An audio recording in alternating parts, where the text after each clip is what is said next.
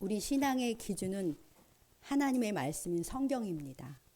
그런데 성경에서 해라, 하지 마라는 지침이 분명하지 않은 영역이 꽤 많습니다. 반드시 해야 하는 것도 아니고 반드시 금지된 것도 아닌 것이 있잖아요. 그러니까 그 본질 자체가 선도 아니고 악도 아닌 것, 도덕적으로 중립적인 것들이 있는데요. 이렇게 중립적 영역에 속한 것을 기독교 윤리에서 아디아포라라고 합니다. 아디아포라라는 말을 잘 기억하시기 바랍니다. 아디아포라 영역에서의 선택은 우리의 자유에 맡겨진 건데요. 그렇다고 내 마음대로 하면 되느냐 하면 꼭 그렇지는 않습니다. 그래서 이런 질문을 많이 해요. 목사님, 이런 거 해도 되나요? 안 되나요? 이런 질문이죠. 예를 들면 술 먹으면 안 되나요? 성경에 술 먹으면 죄라고 써 있나요? 이제 이런 질문도 있고요. 또 복장에 관한 것, 또 예배 때 사용하는 악기나 음악에 관한 것, 주의를 반드시 지켜야 하느냐, 이런 여러 영역에서의 옳고 그름의 질문이 있습니다. 제가 처음 신앙생활을 할 때에는 여성은 예배에 올 때 민소매를 입는 것을 암묵적으로 금했어요. 그리고 또 한때는 교회가 드럼이라든지 그 일렉기타 같은 그런 악기를 사용하는 것도 금했습니다. 지금은 아무렇지도 않은 것들을 그때는 왜 금했을까요? 여성이 민소매를 입는다든지 금속 악기를 쓰는 것은 경건한 예배에 합당하지 않다고 보는 당시의 시각과 문화 때문이었습니다. 당시의 성도들은 대부분 이런 시각과 문화에 순응해서 따랐는데요. 이런 순응과 순종을 어떻게 보아야 할까요? 용기가 없어서 자기 자유를 속박당한 것으로 보아야 할까요? 아니면 당시 교회 공동체의 덕을 세우기 위하여 자기 자유를 내려놓은 것으로 보아야 할까요? 대부분의 성도들은 교회 공동체의 덕을 세우기 위해서 자기 자유를 당시에는 내려놓았습니다. 아디아포라에 해당하는 것이지만 교회의 덕을 세우려고 자기 자유를 스스로 포기하는 것이죠. 이런 선택은 예나 지금이나 하나님께서 아름답게 보셔요. 오늘 본문이 바로 그런 내용입니다.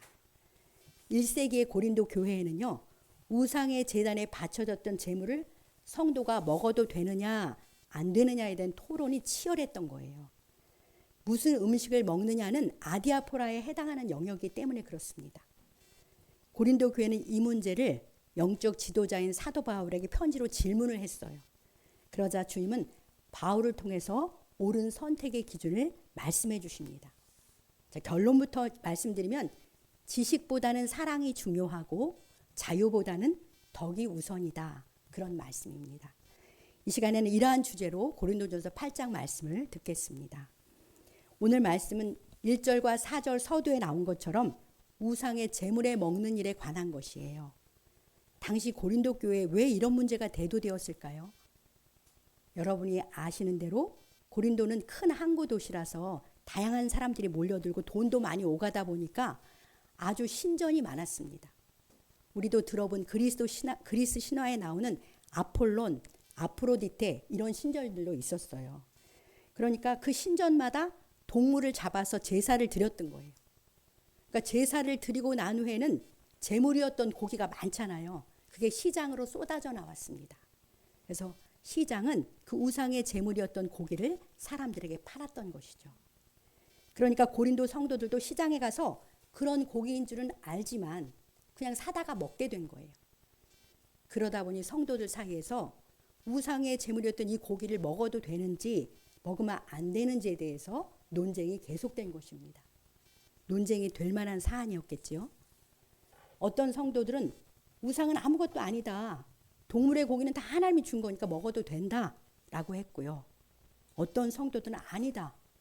우상에게 바쳐졌던 제물을 먹는 것은 신앙 양심에 거리낀다. 먹으면 죄다. 이렇게 말했습니다. 이처럼 상반되는 두 가지 의견이 교회 안에 있었던 거예요. 여러분이라면 어떤 선택을 하시겠습니까? 주님께서는 이 문제에 대해서 오늘 말씀으로 가장 아름답고 선한 선택의 기준을 말씀해 주십니다. 첫 번째로는 지식을 앞세우면 교만하게 되지만 사랑으로 행하면 덕을 세웁니다. 자, 오늘 본문 1, 2절을 함께 읽어보겠습니다. 우상의 제물에 대하여는 우리가 다 지식이 있는 줄 아나 지식은 교만하게 하며 사랑은 덕을 세우나니 만일 누구든지 무엇을 아는 줄로 생각하면 아직도 마땅히 알 것을 알지 못하는 것이요. 네. 고린도 성도들은 우상의 제물에 대해서 다 자기 나름의 지식이 있다고 생각했습니다. 각자 자기 지식을 앞세우면서 자기 의견을 주장한 거잖아요. 그러다 보니까 타협점을 찾지를 못하고 각기 자기 소견대로 행하게 되었습니다. 이런 성도를 향해서 주님이 말씀하시는 거예요. 자기가 가진 지식을 앞세우면 교만하게 된다고요. 물론 바른 지식은 반드시 필요합니다. 그러나 그 지식만을 앞세우고 주장하다 보면 교만하게 되는 거죠. 근데 여기서 말씀하는 지식은요, 우리 신앙의 본질에 해당하는 진리의 지식을 말씀하는 건 아니에요. 삼위일체 하나님, 구원자 예수 그리스도, 참 복음, 구원받는 길 등의 본질적 진리의 지식은 반드시 바로 알아야 하고요. 신앙의 본질적 진리는 타협할 수도 없고 양보할 수도 없는 것입니다. 그 진리의 지식을 벗어난 것을 주장하면 그것은 이단이 되는 것이니까요. 그러니까 오늘 본문에서 말씀하시는 지식은 우상의 제물을 먹느냐 아니냐와 같은 아디아포라에 해당하는 것에 대해서 나름의 지식을 말씀하는 것입니다. 주님은 이런 영역에서 지식보다 더 중요하고 앞세워야 할 것이 있다. 그렇게 말씀하십니다. 그것이 무엇입니까? 그것은 사랑인 거죠. 사랑은 나보다 다른 사람을 먼저 돌아보고 헤아려서 다른 사람을 유익하게 하는 거잖아요. 그를 유익하게, 그러니까 다른 사람의 상태를, 그러니까 사랑이 그 사랑이 공동체의 덕을 세우는 거예요. 그러니까 다른 사람을 배려하는 사랑으로 행하여 덕을 세우는 것이 공동체를 세워가는 것이죠. 그러니 지식보다 사랑이 더 우선이고 귀합니다. 자, 2절 말씀에 보면 뭐라고 말씀하시냐면 누구든지 무엇을 안다고 생각하면 사실 아직 마땅히 알아야 할 것을 알지 못한다라고 말씀하시는데요. 자, 마땅히 알아야 할 것이 무엇이겠습니까? 그것은 바로 사랑인 것이죠. 안다고 생각하고 주장하면 사랑을 모른다는 거예요. 다른 지체의 마음과 상태, 상황을 살펴서 배려하는, 그래서 그 사람을 유익하게 하려는 사랑을 우리는 배워야 하는 것이죠. 그런 사랑이 우리에게 있을 때 덕을 세우고 다른 사람을 세워주는 통로가 되는 것입니다. 그러니까 공동체를 세워가는 것은 지식보다 사랑인 거예요. 하나님의 자녀인 우리는 교회 안에서 다른 지체를 생각하고 유익하게 하는 사랑으로 행해야 합니다. 그렇게 형제를 사랑하는 것이 바로 하나님을 사랑하는 것이니까요. 그러면 우리에게 어떤 은혜가 주어집니까? 우리 3절 말씀을 함께 읽겠습니다. 또 누구든지 하나님을 사랑하면 그 사람은 하나님도 알아주시느니라. 아멘. 네, 그 사람은, 그렇게 사랑으로 행하는 사람은 하나님도 알아주신다는 거예요. 하나님을 사랑하는 마음 때문에 공동체와 다른 지체를 먼저 생각하는 사람은, 그렇게 행동하는 사람은 하나님이 알아주시는 거죠. 주목하시는 거예요. 하나님께서 알아주신다면 어떤 형태로든 그러한 사람들의 삶에 하나님의 은혜가 임하지 않겠습니까? 사랑하는 성도 여러분, 아디아포라 영역에서 어떤 선택을 할 때 첫째로 중요한 기준이 무엇입니까? 옳은 내 지식보다 어떻게 하는 것이 하나님을 더 사랑하는 것일까? 어떻게 하는 것이 다른 지체에게 유익과 덕을 세우는 것인가 하는 사랑의 관점으로 생각하고 선택하는 것입니다. 그런 사람은 하나님도 알아주시는 거예요. 옳은 지식을 앞세우지 않고 사랑으로 덕을 세우기를 우선하심으로 주님이 알아주시는 자로 그렇게 살아가시길 우리 주님의 이름으로 축복합니다. 둘째로, 같은 신앙 안에서도 다른 영적 지식의 수준이 있음을 고려해야 합니다. 자, 우리 4절 말씀을 함께 읽겠습니다. 그러므로 우상의 제물을 먹는 일에 대하여는 우리가 우상은 세상에 아무것도 아니며 또한 하나님은 한 분밖에 없는 줄 아노라. 아멘. 자, 영적 지식이 있는 사람은 우상은 세상에 아무것도 아니다. 참 신, 참 하나님은 한 분밖에 없다. 라는 확신 가운데 살아갑니다. 맞죠. 우상은 아무것도 아닙니다. 당시의 우상인 아폴론이나 아프로디테 같은 것은 사람들이 만들어낸 가상의 신이에요. 그러니까 그들은 없는 것이니까 아무것도 아닙니다. 그래서 고린도 5절 말씀대로 고린도에는 하늘에나 땅에나 신이라 불리는 자가 있어 많은 신과 많은 주가 있었던 거예요. 그래서 고린도를 이교 신들의 백화점이라고 불렸다고 합니다. 그러니까 아폴로는 태양과 이성의 신으로 사람들은 그가 혼돈을 물리치고 이성적인 질서를 가져다 준다고 생각했고요. 아프로디테는 사랑과 풍요의 여신으로 고린도에서 가장 영향력이 컸던 신입니다. 당시 참 하나님을 모르는 사람들이 자기 욕망을 채우고 두려움에서 벗어나려고 이런 우상을 만들고 그 앞에 가서 열심히 제사를 드린 거예요. 우상은 사람이 만든 것일 뿐 아무것도 아닙니다. 그러니까 고린도 성도들은 본래 어떤 사람들이었어요? 바로 이런 헛된 우상을 섬기던 사람들이었습니다. 이처럼 죄와 영적 무지와 더러움 속에 살던 그들과 우리들을 주님이 불쌍히 여기셔서 참 하나님이신 예수 그리스도를 믿어 구원받게 하셨습니다. 거짓에 매여 비참하게 살던 인생들을 구원하셔서 거룩한 하나님의 자녀 삼아주시고 거룩한 주님의 성도 되게 하셨으니 얼마나 놀랍고 큰 은혜이며 구원입니까? 성령께서 진리의 말씀으로 우리로 주 예수 그리스도를 믿어 구원받게 해 주셨습니다. 귀한 복음의 지식으로 우리를 구원하신 우리 주님께 감사와 찬양을 드립니다. 성령으로 거듭난 성도들에게는 우리가 믿는 삼위일체 하나님에 대한 분명한 지식과 확신이 있어요. 자, 우리 6절을 같이 읽어봅시다. 뜻을 생각하면서요. 그러나 우리에게는 한 하나님 곧 아버지가 계시니 만물이 그에게서 났고 우리도 그를 위하여 있고 또한 한 주 예수 그리스도께서 계시니 만물이 그로 말미암고 우리도 그로 말미암아 있느니라. 아멘. 네, 우리에겐 한 아버지 하나님이 계시고요. 한 주 예수 그리스도께서 계십니다. 만물과 우리는 다 하나님 아버지께서 창조해 주셨어요. 그리고 우리들은 하나님을 위해서 존재해요. 만물도. 또 한 분이신 우리 주 예수 그리스도로 말미암아 만물과 우리가 이렇게 있습니다. 한 하나님 아버지와 한 주 예수 그리스도만이 참 신이십니다. 다른 신은 없어요. 우상은 아무것도 아닙니다. 이런 영적 지식과 확신의 근거에서 어떤 고기도 다 우리 주님이 주신 거잖아요. 그러니까 어떤 고기라도 주님께 감사하면서 거리낌이 없이 자유롭게 먹어도 괜찮습니다. 그런데요, 7절 말씀해 보면 이 지식은, 이 확신은 교회 안에 모든 사람에게 있는 것이 아니라는 것이죠. 어떤 이들은 예수님 믿는다고 하면서도 우상을 섬기던 습관이 있어서 양심의 거리낌을 느끼면서도 아직 우상의 제물을 먹는 이들이 있었던 거죠. 그들은 이렇게 생각하는 거예요. 나는 이제 예수님 믿기로 하긴 했는데 또 전처럼 내가 우상의 제물을 먹고 있으니 아직 그 우상의 지배에서 내가 못 벗어나고 있구나.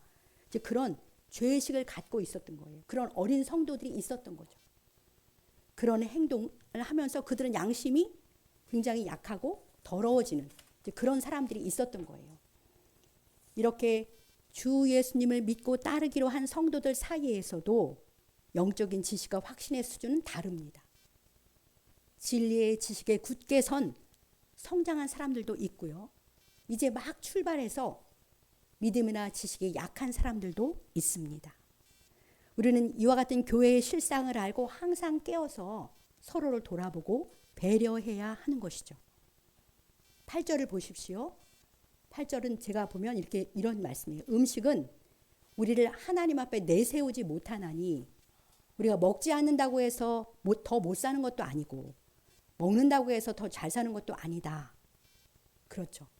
어떤 음식을 먹고 안 먹고는 하나님 앞에 내세울 만한 것이 못 됩니다. 먹어도 그만 안 먹어도 그만이에요. 그런데 중요한 것은 연약한 성도를 돌아보고 배려하는 마음입니다.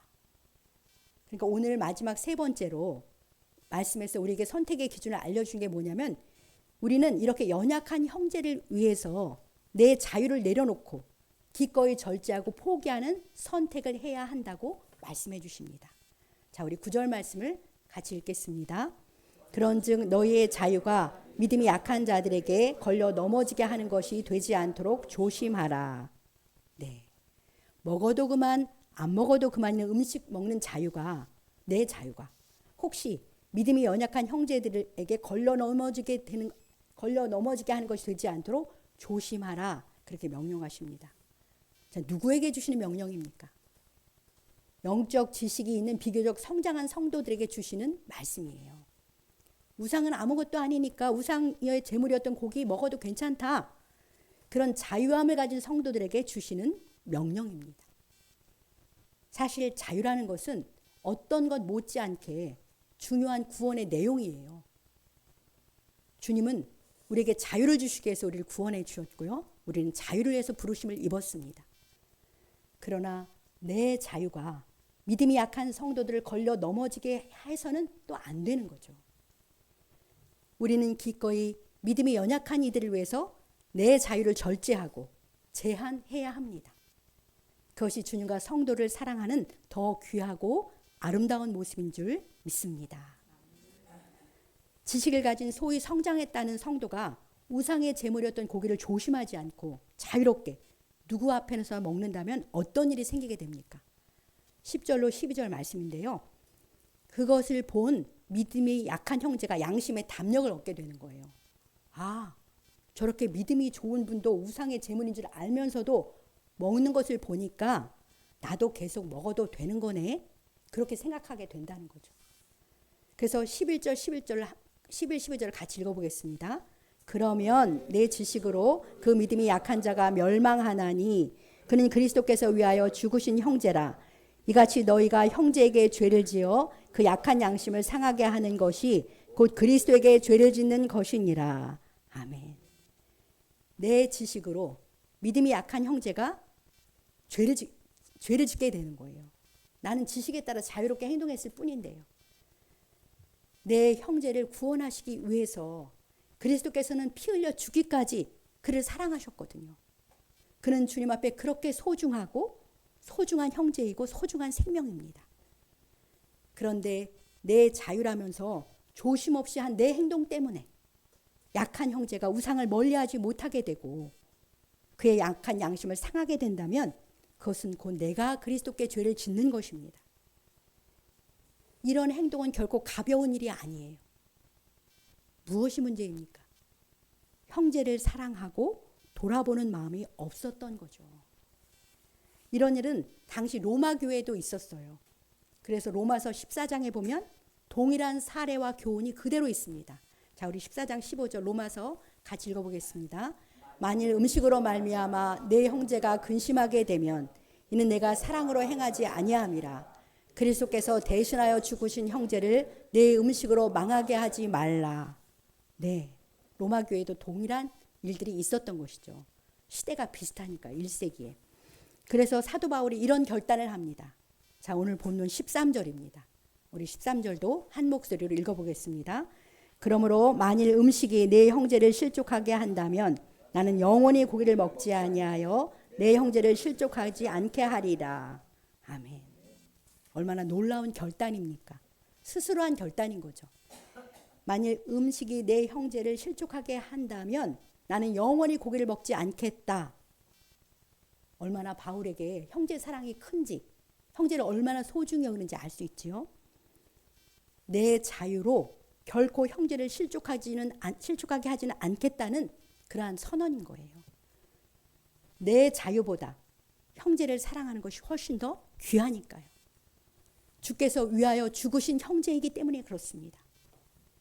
주님이 피값으로 구원하신 형제를 위해서 자기 자유를 기꺼이 포기하겠다는 헌신인 거죠. 참으로 타당하고 아름다운 사랑이며 순종입니다. 그런데 이것은 먼저 우리 주님 예수 그리스도께서 비천한 우리를 살리시려고 자신을 비우고 포기하심으로 먼저 본을 보여주셨어요. 주님은 고기를 먹지 않는 수준이 아니고 우리를 위해서 대신 죽으셨잖아요.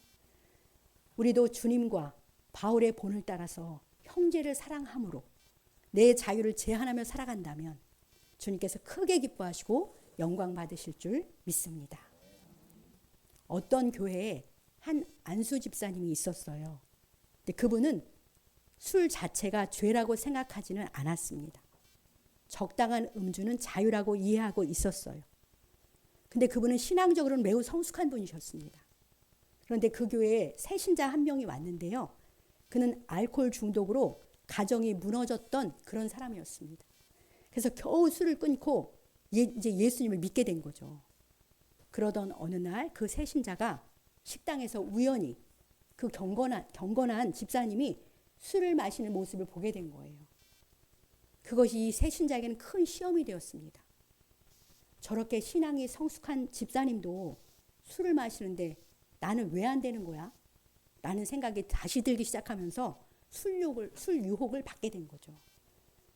이 이야기를 전해드는 집사님은 자기 주장에 대해서, 자기 지식에 대해서 다시 생각하면서 내 자유라면서 한 내 행동이 누군가를 넘어지게 한다면 이제는 술을 끊어야겠구나.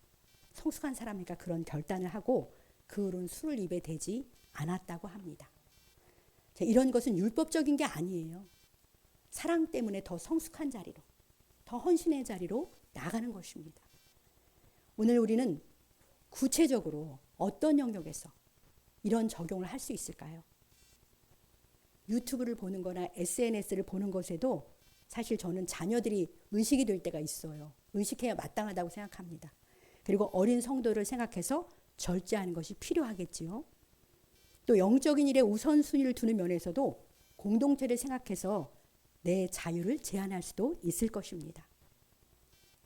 각자 성령께서 주시는 생각을 따라서 가정과 교회, 직장에서 더욱 힘써 덕을 세우며 살아가시길 축복합니다. 사랑하는 성도 여러분, 주님께서 오늘의 말씀으로 우리를 충분히 깨우쳐 주시지 않습니까? 지식은 내가 옳다고 내세우지만 사랑은 내 형제가 괜찮은가를 생각하고 돌아보는 것입니다. 지식은 자유를 주장하지만 사랑은 덕을 세우기 위해서 스스로 절제하거나 제한합니다. 그러니까 성숙한 신앙이라는 것은 얼마나 많이 아느냐보다 얼마나 사랑하느냐에 있는 것이죠. 지식과 자유보다 사랑으로 교회의 덕을 세우는 것이 우선입니다. 주님께서 위하여 죽은 형제를 사랑함으로 돌아보는 것이 주님이 가장 기뻐하는 거예요. 주님의 마음이니까요. 이 시간 성령께서 지식보다 사랑으로 행하고 자유보다 공동체의 덕을 세우기 위해 내 자유를 기꺼이 절제하고 제한하려는 복된 마음을 우리 모두의 심령에 부어주신 줄 믿습니다. 이러한 사랑과 절제의 삶이 곧 하나님 나라 시민의 삶이에요. 동일한 진리를 선포하는 로마서 14장 17, 18절 말씀을 읽고 마치겠습니다. 같이 읽겠습니다. 하나님의 나라는 먹는 것과 마시는 것이 아니요 오직 성령 안에 있는 의와 평강과 희락이라. 이로써 그리스도를 섬기는 자는 하나님을 기쁘시게 하며 사람에게도 칭찬을 받느니라. 아멘. 네, 아까 15절처럼 같은 맥락에서 나온 말씀입니다. 하나님의 나라는 먹고 마시는 것에 있지 않습니다. 오직 성령의 인도하심을 따라서 우리가 순종함으로 의를 행하여서 평강과 기쁨을 누리는 것이죠. 성령 안에서 사랑과 절제로 주님을 섬기는 사람은 하나님을 기쁘시게 하고요. 사람에게도 칭찬을 받는 거죠. 하나님 나라의 시민으로서 우리 주님 사랑하는 마음으로 또 다른 지체를 사랑하는 마음으로 다른 사람을 먼저 돌아보시기 바랍니다. 그래서 지식보다는 사랑을, 자유보다는 공동체의 덕을 세우기를 기도하며 늘 깨어 생활하시길 축복합니다. 그래야 우리 하나님을 기쁘시게 하고 사람에게도 칭찬을 받는 우리 모두가 되시길 주님의 이름으로 간절히 축복합니다.